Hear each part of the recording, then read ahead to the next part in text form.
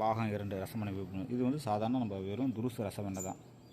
இதை நம்ம எல்லாமே வந்து ப்ராப்பராக மெருகேற்றி புடம் போட்டு இது போல் கல் போல் இருக்குது. இன்றைக்கி அதான் நேற்று நம்ம என்ன சொல்கிறது அதே தான். தூக்கி போட்டாலும் இது ஒடியாது அவ்வளோ சீக்கிரம். வெறும் ரச வெண்ணெய். இவங்க நேற்று காட்டினது மாதிரியே வந்து என்னன்னாக்கா ரச வெண்ணெய் கீழே வந்தால் உடஞ்சிரும், அதுதான் ஒரிஜினல் ரசமணி, இது உங்களுக்கு வர உயிர் ஆபத்தெல்லாம் இது ஏற்றுட்டு அந்த கட்டுக்கதைகள்லாம் இனிமேல் சொல்லிட்டு தான் வராங்க. இதை ஒழுங்காக இருக்க தெரியல. இது சாதாரணமாக வந்து 10 புடம் போட்டால் ரச வெண்ணெய் தான். இது வந்து நம்மளுக்கு வந்து பச்சை வரும். இப்போ தண்ணியில் போட்டால் பொன்னிறமாகவும் மாறும். என்னோடய விளக்கங்களை எல்லாமே ஏற்கனவே செய்து காட்டியிருக்கேன்.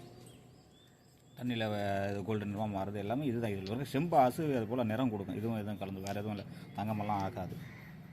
இந்த ரசமணிகள் வந்து இன்னும் வெளியில் வந்து 9000 10,000 விற்கிறாங்க. நம்மக்கிட்ட வந்து நண்பருக்கு செய்கிறது 2500லேருந்து 3000 ரூபாய்க்குள்ளே வருது. இதோட இடம் வந்து 35லேருந்து 40 கிராம்குள்ளே இருக்கும்.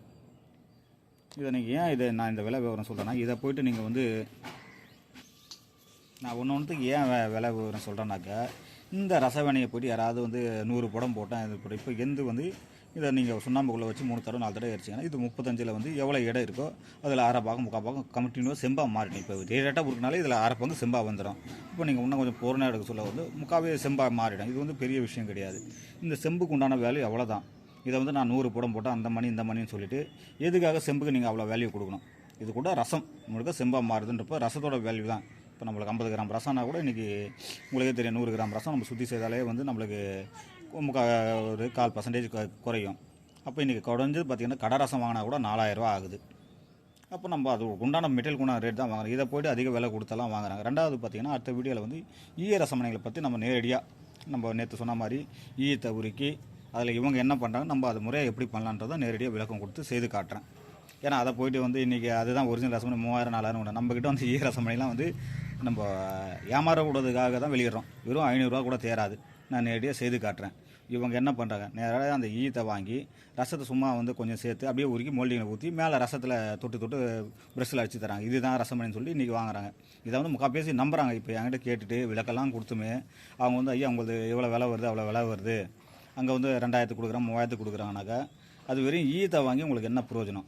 அதை நான் நேரடியாக செய்து காட்டுறேன். அதனால் உங்களுக்கு என்ன பர்பஸ்? அரிப்பு தான் வரும். இப்போ துருசு ரசமணியாவது கருப்பு தேய்ச்சா வராது. ஈயம் வந்து நம்ம தேய்ச்சே காட்டுற மாதிரி எப்படி பண்ணாலும் அது ஒரு கருன்னு ஆகிடும். வெறும் நாகத்தை அப்படியே ஒன்று ஏதாவது ரசம் சேர்த்து சில பேர் பண்ணாங்க. வெறும் நாகத்தை வந்து அப்படியே மோல்டிங்கில் ஊற்றி கொடுக்குறாங்க. அதெல்லாம் எந்த பிரயோஜனமும் கிடையாது. அதை இன்றைக்கி வந்து ரசமணி சொல்லிவிட்டு எல்லாமே வாங்கி அணிகிறீங்க. இது எல்லாமே விழிப்புணர்வு தான். அடுத்த பதிவில் நம்ம பார்ப்போம். இது வந்து துருசு ரசமணி.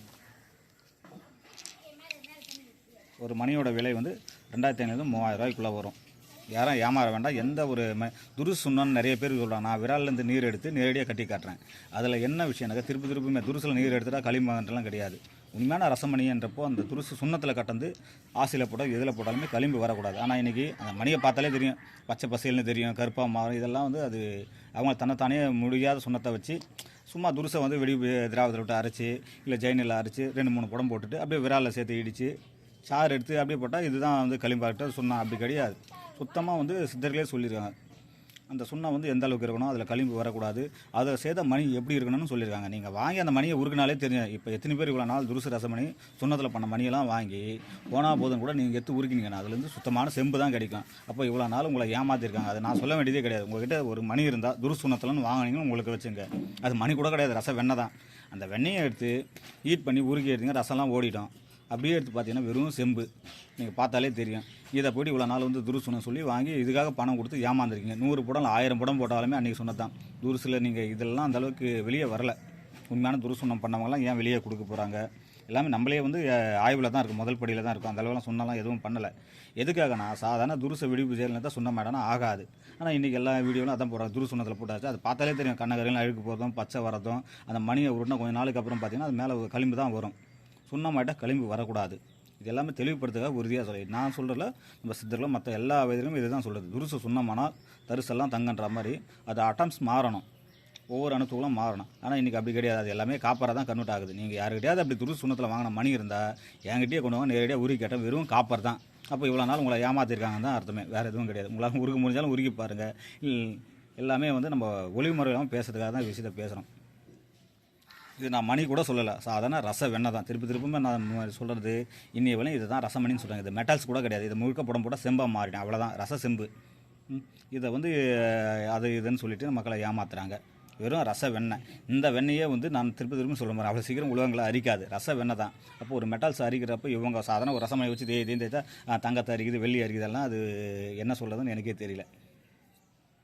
நான் திரும்ப சொல்கிறேன் பாருங்கள், எல்லாமே நான் வாய் சொல்லலை, நேரடியாக என்னோடய கிளாஸில் செய்து காட்டியிருக்கேன். திரும்ப நான் ஒரு தடவைக்கு பல தடவை செய்து காட்டியிருக்கேன். சாதாரண ஒரு ரச வெண்ணெய் தூக்கி போட்டாலும் உடையாது. சாதாரண புடம் போடாத ரச வெண்ணெயே மெட்டலாக அரிக்காது. அப்போ வெண்ணெயே அரிக்காதுன்றப்போ அது புடம் போட்டு ஆஷா சொல்ல உருவங்களாக கன்வெர்ட் சொல்ல எப்படி அரிக்கும்? திரும்ப அதுதான் நம்மளோட கேள்வியை முன் வைக்கிறோமே. இது பாருங்கள், திரும்ப சொல்ல பாருங்கள், 10 புடம் போட்டால் ரச வெண்ணெய் தான். சாதாரண துருசில் பச்சை துருசில் கட்டது என்னோடய வீடியோவில் போட்டிருக்கேன். இது வந்து யாரையுமே குறை சொல்கிறதுக்கு இல்லை. அடுத்த பதில் ஈய ரசமணி பற்றி பார்ப்போம். நன்றி, வணக்கம். சென்னையிலேருந்து பாஸ்கரன்.